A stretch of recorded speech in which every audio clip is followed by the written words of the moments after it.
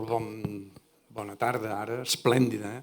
Es nota qui mana aquí a les Terres de Lleida, que ja ens has advertit que la tarda tindríem aquest espectacle extraordinari.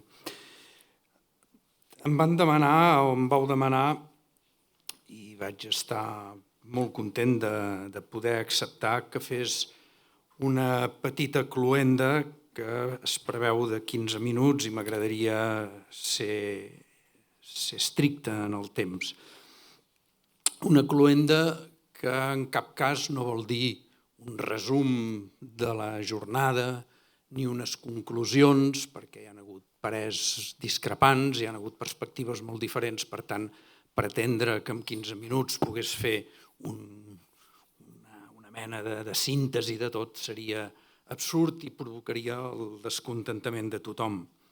Tampoc puc fer allò que en català hauríem de dir un fermall d'or, perquè llavors seria millor tocar el piano i acabar la sessió amb una sessió musical. No és tampoc el que podré fer. I tampoc no sé si puc afegir res a les moltes coses que ja s'han dit, molt oportunes i tocant gairebé tots els extrems. Per tant, el que faré és exposar dues o tres idees, afegir dues o tres idees al que s'ha dit, en relació amb el que s'ha dit, per si és que encara es podria dir alguna cosa més. Mireu, des del meu punt de vista, què és el que vincula immigració, identitat i cohesió, o una de les coses que ho vincula? Des del meu punt de vista, en tot cas vull dir des del que a mi em preocupa en aquests moments, és la qüestió del vincle, de la pertinença, de com aconseguir que els ciutadans, m'és igual si són immigrants de fa molts anys acabats d'arribar o gent que ja som aquí de fa temps, ens sentim vinculats a la comunitat a la que pertanyem. Naturalment això depèn de tot el que s'ha dit aquí, depèn de l'escola, depèn de l'economia, depèn de les desigualtats econòmiques, depèn de les particularitats ètniques, que no totes són fàcils de vincular, però, en definitiva, l'important o el que ens permetria parlar de cohesió seria que, efectivament, els ciutadans de Catalunya se sentissin membres d'aquesta comunitat. El problema que tenim, o un dels problemes grossos que tenim, és que no sé si tenim comunitat. Quan jo sento parlar d'integrar, és que els hem d'integrar. El qui ho diu m'agradaria dir-li a on?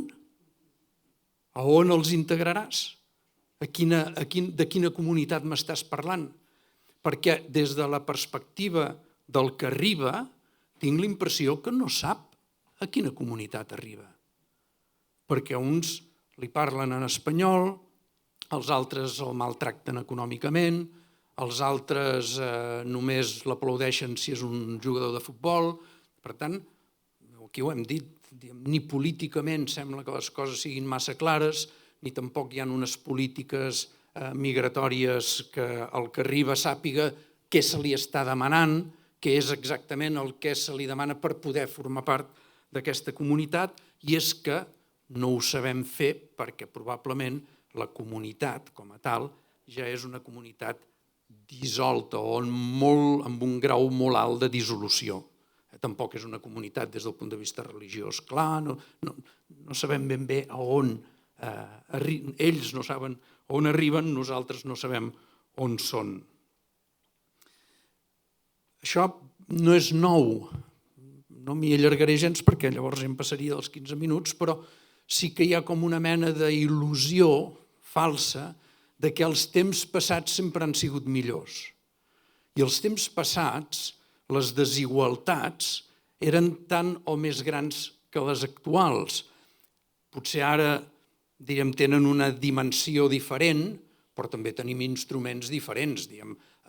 Integrar-se en un municipi, penso en Terrassa, als anys 50 i 60, quan un ajuntament no tenia cap instrument per afavorir aquesta integració, és a dir, que no pintava res, tot ho resolia el governador civil, era més difícil que les dificultats que ara té qualsevol alcalde, que té molts més instruments, més dificultats, més instruments, però comparar això és molt difícil. Però imaginar que les desigualtats abans, l'Àngels ho explicava, no? Venir de pagès i arribar a Barcelona, tot et marcava el color de la cara, el pentinat, l'accent i aquestes diferències que ara potser ens semblen que no serien molt rellevants, fa 50 anys eren determinants per quedar arraconat al pati amb un espai tancat. Per tant, diríem, les dificultats tampoc no ens sentim pitjors que ningú perquè són dificultats. Ara em sorprèn que tantes enquestes que es fan no es pregunti una cosa que sí que pregunten els nord-americans, i és si la gent se sent orgullosa de ser nord-americana. A mi m'agradaria que alguna enquesta preguntés a la gent si se senten orgullosos de ser catalans i poguéssim saber allà on tenim dificultats de vinculació, on la gent mostra més indiferència o més desinterès en sentir-se català. Tots ho tenim difícil. Als Estats Units, l'any 2001, el 91% de nord-americans se sentien orgullosos de ser catalans. L'any 2025 ja només són el 58%. Fins i tot als Estats Units, el gran Estats Units, comencen a tenir problemes de vinculació, de pertinença. Per què passa això? Aquí gairebé ha sortit tot i no vull ser redundant i fer-me pesat, però perquè hi ha noves realitats que ens situen davant de noves dificultats i també s'ha dit, potser no amb aquestes paraules, aquestes noves dificultats en general les estem encarant amb velles paraules, amb vells paradigmes, que diríem així per fer-nos el savi. Ens ho mirem allò de l'Evangeli, posem el vi nou en bots vells i se'n rebenten, perquè estem observant la realitat com si estiguéssim fa 60 anys, i parlem d'integració com si tinguéssim clar quina és la comunitat de rebuda, parlem coses que ara em sap greu dir-ho perquè pot sonar malament dit de pressa i corrents, però encara sento molt a dir allò que qui perd els orígens perd identitat. Escolti'm, sort que hem perdut els orígens, perquè si fóssim com eren els catalans al 1900, ara no en quedaria cap de català. Per sort, hem anat perdent els orígens i ens hem sabut acomodar a les noves circumstàncies. I per tant, apel·lar ara als orígens, tot i que entenc, quan el Raimon ho cantava, sabíem per què ho deia, era en un context polític determinat, la veritat és que en aquests moments, si tu dius qui perd els orígens perd identitat i li dius a un país on té, no un 18, un 20, gairebé un 30% entre els que han nascut a l'estranger i els que han nascut a Espanya, que no sé per què els comptem com si fossin catalans, si fóssim independents, els espanyols, els nascuts a Espanya, també serien immigrants. I si ho comptéssim bé, ens n'aniríem gairebé un terç de la població que, per dir així, no ha nascut aquí o que no parla el català de família. I per tant, si a aquesta gent els diem que si perdeu els orígens perdreu la identitat, els estem enviant un missatge absolutament contradictori amb el que nosaltres estem pretenent fer. Després miraré d'acabar explicant com ho enfocaria jo. Quines són aquestes velles paraules que ens dificulten encarar bé la situació? Doncs, dit telegràficament, no sé ni si el que tenia apuntat, perquè tampoc és tot, però la paraula integració grinyola, perquè integrar sempre en el cap el que tenim, almenys els autòctons, és que els altres s'assemblin a nosaltres. I qualsevol procés de cohesió implica canvis per totes dues bandes. Jo dic que això és com posar un terròs de sucre al cafè, el terròs de sucre es desfà, però el cafè es torna dolç. I, per tant, incorporar l'immigració al nostre país vol dir ser capaços de canviar. Si no som capaços de canviar, no ens en sortirem, perquè, òbviament, aquests canvis demogràfics dels que s'han anat parlant porten transformacions no només en els que han de venir, sinó també en els que els hem d'acollir, una paraula que també és discutible.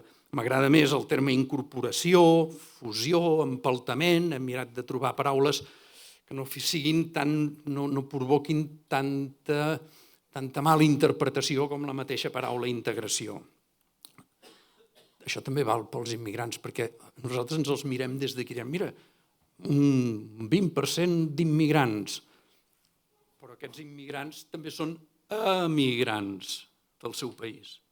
I a vegades perdem de vista el que pot representar per ells haver-se de desenganxar. Si nosaltres tenim un fill que se'n va viure a la Xina i tenim nets, segurament els direm, home, mireu de què sàpiguen català, perquè si no, quan ens veiem no ens entendrem, oi? Doncs ells també deuen fer el mateix, no? També tenen una àvia al Marroc que els diu, home, que no deixin de saber àrab perquè si no, o amazic, perquè si no quan vinguin no podrem parlar. Per tant, a vegades perdem de vista aquestes tensions que no només viuen els que reben, sinó que també pateixen els que arriben, aquests que arriben al nostre país. Sovint també, per exemple, tenim la temptació de convertir-ho tot en una qüestió, que també ja ho entenc, però que no és correcte o no és suficient, convertir totes les dificultats en una qüestió de voluntarisme. Per exemple, amb la llengua, mantingueu el català. Els catalans són els que han de salvar el català, mantenint-lo.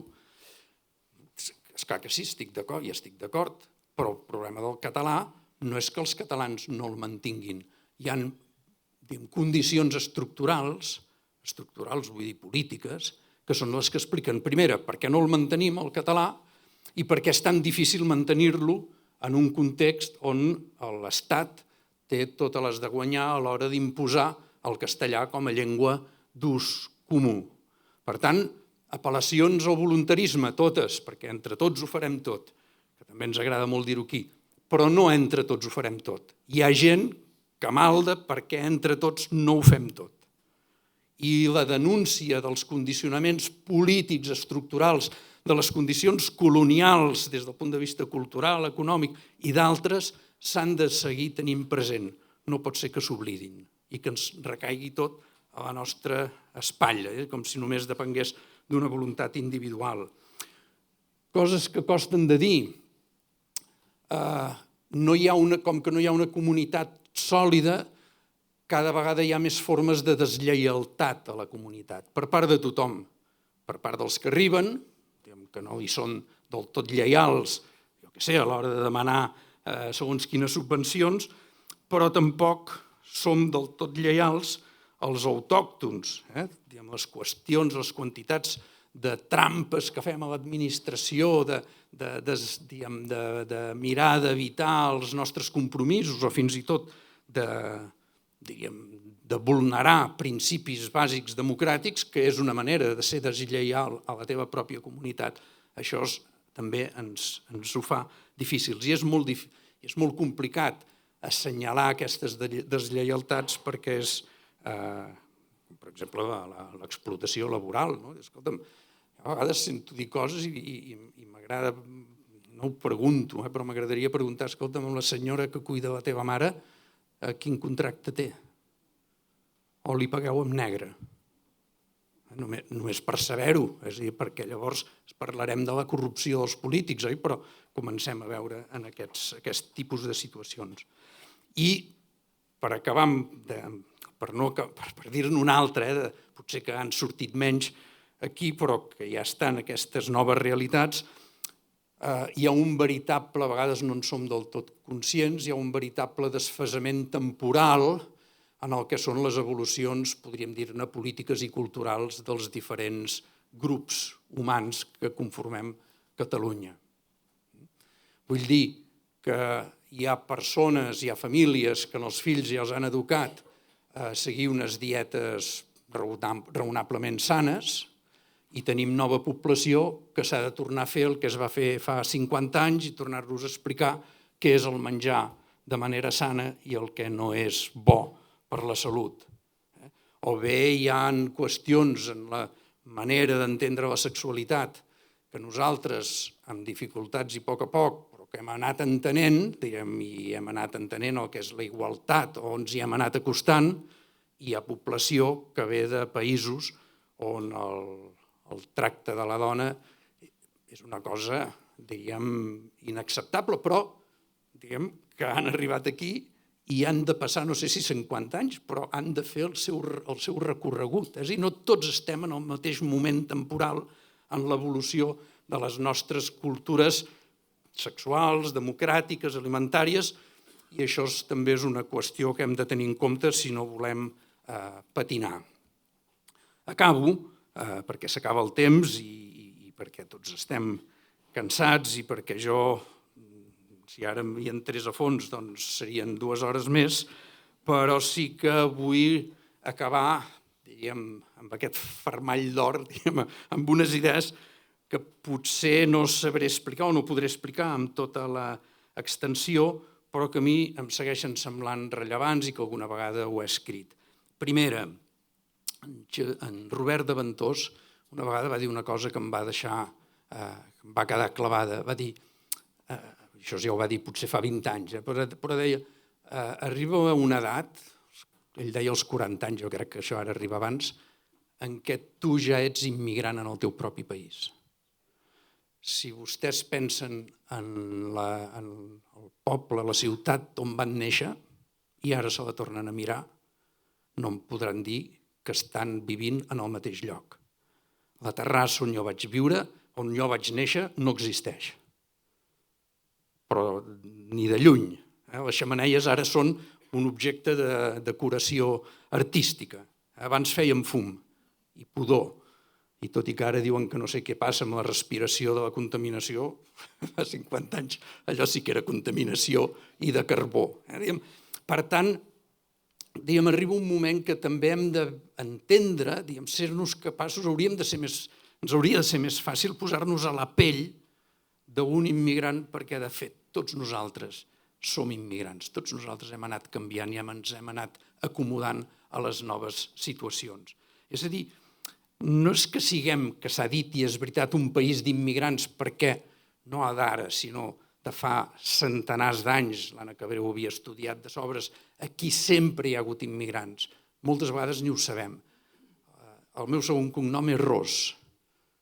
El meu avi va venir d'Extinció amagat amb els frens d'un tren des de València fins a Barcelona. El segon cognom dels meus fills és Cardellac.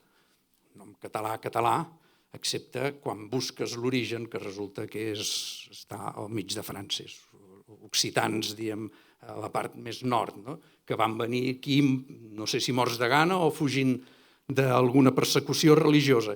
A Terrassa el 1639,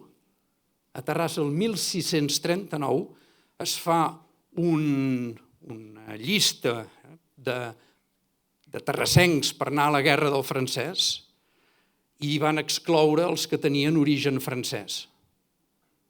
Un 30%. Un 30% dels homes amb edat d'anar a la guerra, el 1639 a Terrassa, eren d'origen francès. Un dels carrers més cèntrics que hi ha a Terrassa és el carrer dels Gavatxons. Vull dir que tinguem consciència també d'aquesta complexitat. Quan parlem d'immigració no estem parlant d'ells, estem parlant de tots nosaltres. Segona idea, que tampoc és meva, perquè les bones idees generalment les copies. Hi ha un sociòleg francès, en Jérôme Fourquet, que coneix també en Gelong, que va fer servir un terme per definir les nostres societats, que deia som societats hidropòniques. La hidroponia és aquest tipus de cultiu de vegetals sense terra, amb un substrat líquid. Per tant, tu pots fer tomàquets a qualsevol lloc, els poses en un hivernacle amb una temperatura determinada, a l'aigua hi poses els components que siguin i aquests tomàquets es poden fer al Marroc, a Dinamarca, a Suècia o es poden fer a la Manxa. No hi ha diferència, el mateix tomàquet, el mateix gust. Som cada vegada més una societat hidropònica, sense arrels, sense terra. Ens alimentem de les xarxes socials, ens alimentem d'elements, diríem, que són globals i que cada vegada estan més lluny de la terra concreta que trepitgem. I per tant, diríem, hem d'entendre, o hauríem de veure com fem que les arrels no siguin el nostre passat, sinó que les arrels siguin el nostre futur. arribades i a fer arrels, perquè les arrels no és d'on vens. Les arrels és on arribes, on arreles, on et quedes. Allà on t'identifiques, on estableixes el vincle, allà fas les arrels. Aquesta tonteria de dir que la gent porta les arrels, si ha marxat del seu país, l'han arrencat del seu país. I les arrels les ha de fer aquí. I què fem perquè tingui arrels i no quedi, diguem, en aquesta mena de suspensió pròpia d'una societat hidropònica? I tercera idea i última, això ens porta a discutir sobre la qüestió de la identitat, que també tendim a pensar-la en termes molt antics, en els termes gairebé podríem dir literals de l'expressió identitat igual a, com si la identitat consistís en ser igual a, o mantenir una igualtat. Però en les nostres societats la identitat, ho deia abans, no, si és una identitat entesa en termes essencials, allò dir, què és ser català? I què era ser català fa 50 anys i com hem de ser igual de catalans ara i d'aquí 50 anys? Prendrem mal. La identitat, però ara això seria en 2 hores, la identitat des del meu punt de vista ha de ser el futur, l'hem de trobar en el futur. Què és el que ens pot vincular a una societat tan diversa com la nostra? Un projecte de futur. Hem de saber quina Catalunya volem. Hem de saber quina Catalunya podríem tenir, quina voldríem tenir, i arrelar en aquest projecte de Catalunya i que la identitat fos construït a partir d'aquest projecte. Què és un català? Un català és algú que vol ser tal cosa, no algú que ha estat, no un que ha vingut i era, sinó algú que participa amb la seva comunitat d'un projecte de futur. I la identitat ens l'hauria de donar cada vegada més el futur que no pas el passat. Les arrels ja no hauria de ser quines són les teves arrels? I mirar enrere a veure d'on venim, sinó entendre que les arrels obliga a mirar endavant. I si alguna cosa trobem a faltar, i per això tenen sentit jornades com aquestes, és per ajudar-nos a pensar en aquest lloc on volem arrelar, en aquest país amb el que ens volem estar vinculats i on volem construir les nostres identitats de futur. Gràcies i gràcies de la invitació.